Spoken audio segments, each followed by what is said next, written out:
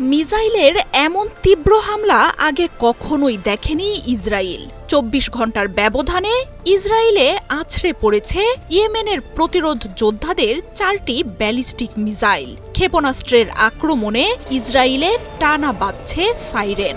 আতঙ্কে কোণঠাসা হয়ে পড়েছে ইসরায়েলিরা। ইয়েমেনের এই হামলার জবাবে ছুটতে থাকা ইসরায়েলিদের ধৈর্য ধরার আহ্বান জানাচ্ছে নেতানিয়াহুর সরকার।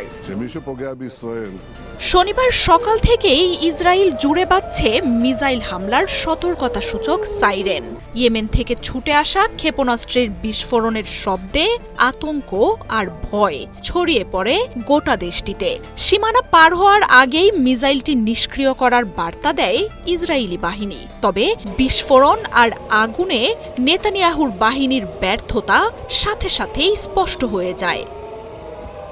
তবে ইসরায়েলিদের জন্য